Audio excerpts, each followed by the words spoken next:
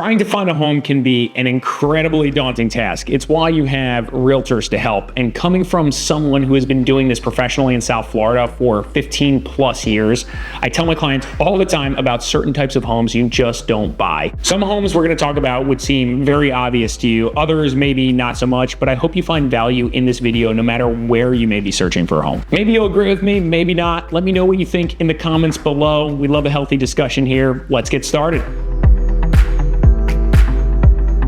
First type of home that I would find to be ill-advised for the average buyer are homes that are older than 1960s, and especially homes that are designated historical.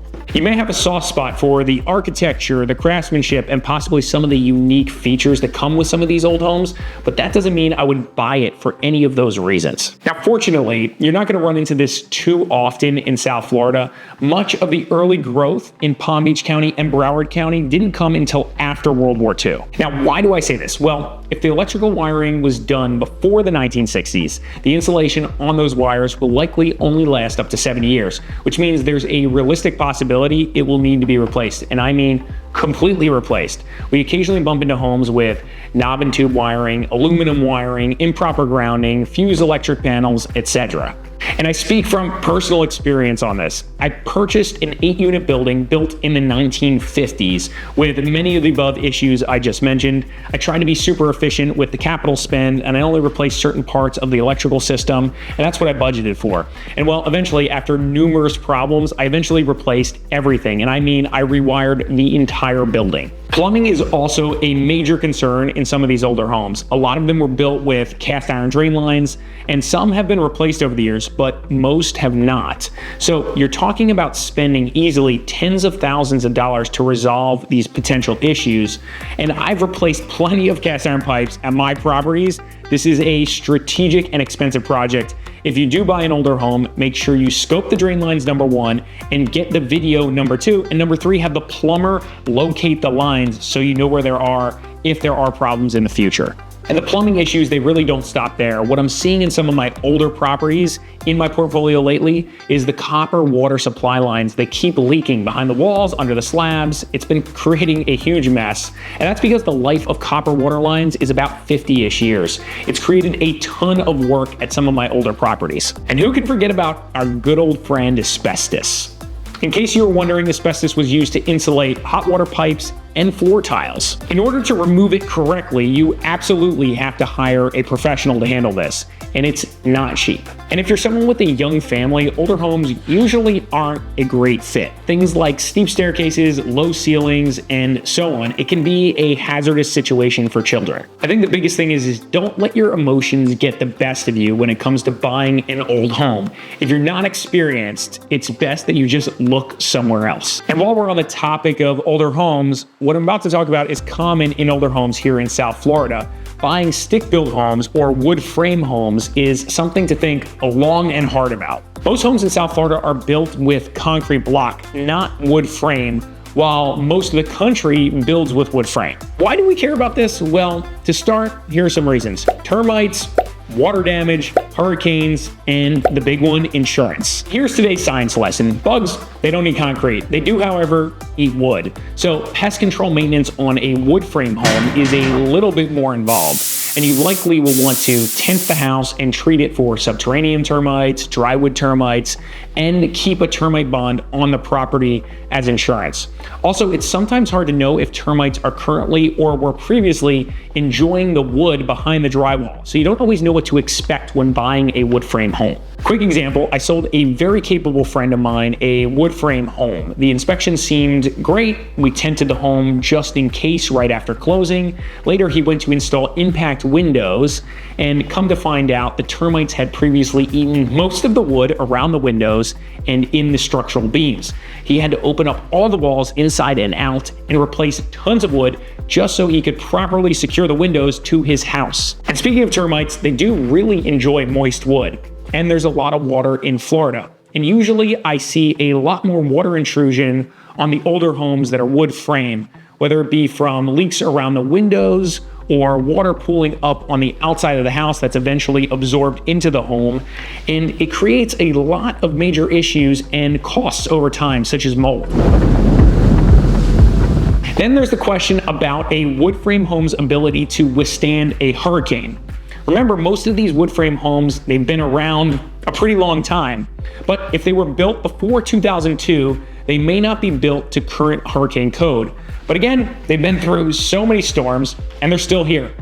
I think though, most people would feel better in a block home during a hurricane than a stick home. This is a concern I frequently hear from buyers. So as you can imagine, resale of a wood frame home will likely be slightly more difficult due to buyer perception. And finally, insurance. Another big one when it comes to wood frame homes. Most people think wood frame homes are more costly to insure. Sometimes this is true, but it's not always true. The rate to insure a wood frame house is higher, but because it's cheaper to replace, i.e. the insurance companies see the replacement cost as lower on the policy, sometimes insuring a wood frame house is about the same as insuring a block home. I've seen this happen, but usually it's more. Now that we just got done talking about all the negative things about a wood frame house, let's talk about some of the positives. Wood frame homes are usually cheaper. It's also a little bit easier to work on wood frame homes as opposed to block if you're doing renovations and stuff like that. But at the end of the day, my preference is block all day here in South Florida. Let me know your thoughts about this in the comments below. Homes located in a flood zone. It's no secret that flooding can be a real problem, especially here in Florida. But insurance costs are one of the single biggest issues in the state right now. And naturally, that applies to flood insurance also. A national flood insurance protection policy holder in Florida will pay $781 a year on average. Of course, living closer to the coast can drastically affect those numbers. We're talking several times over. I have clients that are paying huge numbers in flood insurance. Flood insurance can be one of those hidden costs that I notice a lot of buyers don't account for when they're looking for a home. And furthermore, also consider the possibility of actual flooding. The previous owners may say they never experienced it while living there, but that doesn't mean it can't happen. Rates are higher in different areas for a reason. It's all about probability. Here's a tip. Make sure you ask your real estate agent to provide you 1, a seller's disclosure, and 2, check if the home is in a flood zone. We have tools where we can access this information very easily. It will save you a lot of time instead of finding a home you like only to discover later that it's in a flood zone. For all of those reasons, I would think twice or be very cautious about buying a home in a flood zone, even here in Florida. Here's the next type of home that I witnessed many times in my dealings: flipped homes. In a desirable market like South Florida and many other parts of the state, house flipping is an extremely common thing. I'm not against buying a completely refinished home.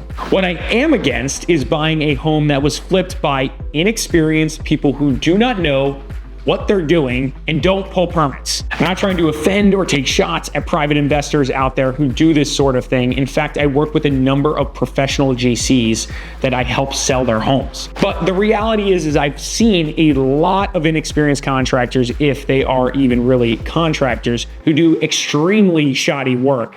It's embarrassing. And at the same time, it's why you work with experienced realtors like myself, because I've seen a lot. And to the untrained eye, you can very easily overlook costly problems. It happens. You're making an emotional purchase and the mind sees what it wants to see, right? In cases like this, if you notice any kind of cosmetic issue, bad paint jobs, uneven molding, etc., I can all but guarantee you there are other issues within the home as well. And here's a general rule of thumb. Unless the home was flipped by a contractor that didn't cut any corners, you can bet you will be spending money after closing to finish or correct the renovation job. Don't go into buying a flipped house thinking that everything is going to be done perfectly and you won't be spending any money after closing. Many of my buyers who have bought flipped homes usually tell me that they've spent a lot of money on projects after closing, and they often ask themselves if they should have just bought the fixer-upper option instead. Stay away from homes with over-the-top custom features or unique specific features. Stuff only a handful of buyers might love. I was just in a home the other day that had a massive fish tank, I mean massive, built into one of the bedrooms as a permanent fixture. It looked really cool. It had all kinds of exotic fish in it. It was awesome. But let's say you get tired of the maintenance work with something like this. It may cost you a lot of money to redo that room. Or say you're trying to sell the home later with a massive fish tank in it. Most people aren't into owning and maintaining something like that, so the home immediately becomes a specialty purchase. You don't want that. Same goes for crazy custom kitchens, living rooms, and so on. You're entering a world that may end up costing you a lot of extra money down the road, so just avoid it from the beginning. So the theme here is don't buy homes that are over improved or have a ton of unique features unless you're getting a steal. You're welcome. Buying a home can be a challenging endeavor for anyone. That's why you have people like myself who are here to guide you through the process. Again, I hope you found this information useful. If you did, hit me with some comments below, hit the like button also. We're putting out videos like this every single week, so feel free to subscribe to Discover South Florida and stay up to date with everything real estate related in our area.